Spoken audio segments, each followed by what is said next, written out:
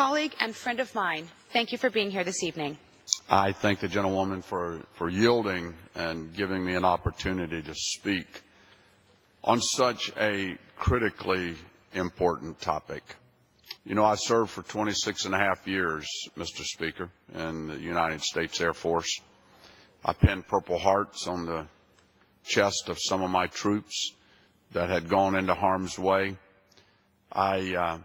I know the stress and strain on military families and on military members. I represent a district that arguably is one of the largest, if not the largest, veteran-populated districts in the state of Ohio, with nearly 50,000.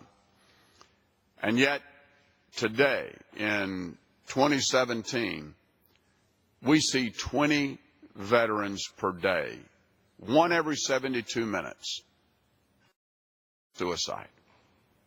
What does that say about us as a nation when we send our young people off in uniform to stand in harm's way, to protect our freedoms, to protect our liberties, to protect our values and ways of life?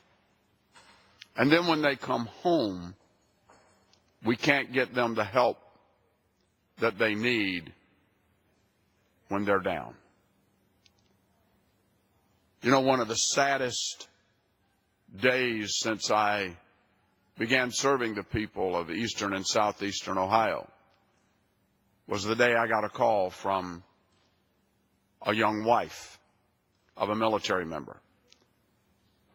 She said she had been dealing with the VA for quite some time to get her husband an appointment with a mental health counselor. To no avail. He couldn't get in, couldn't get in, couldn't get in. I stopped by the VA center one day, asked to speak to the director, gave the young man's name, and I said, I'd like to see the status of his appointment. They looked him up in the system, and they said, well, you'll be happy to know, Congressman, that he's got an appointment next Wednesday. I said, well, I'm actually here to tell you that you can cancel that appointment because he committed suicide last week. He had been waiting for weeks and weeks and weeks to get in to see a mental health counselor, struggling with PTSD and the emotional and mental battle scars that came back with him from countries. You know, it's one thing that we send our young people away to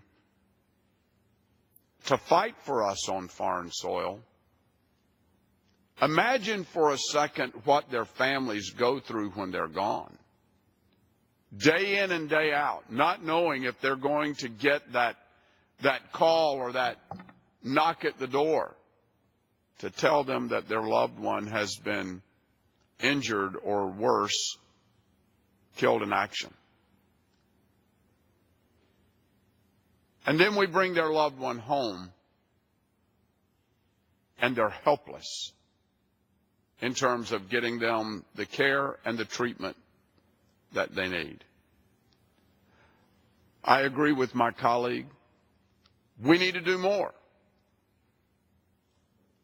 The agencies, the VA, the Department of Defense, mental health counselors all over the country, Congress, families, communities, we need to do more to help our veterans get back on their feet after they have participated in that inhumane, disastrous, catastrophic event known as war. Mr. Speaker, it almost leaves you speechless to think about the millions of families that are impacted by this. 20 per day. 20 per day. 1 per day is unacceptable. but yet we're seeing per day. I urge my colleagues, and I urge our agencies in the federal government, the VA, the DOD, let's get behind an effort and let's turn this trend in the opposite direction. I thank you for the time to speak, and with that I yield back. Yes. Receive a message. Mr. Speaker,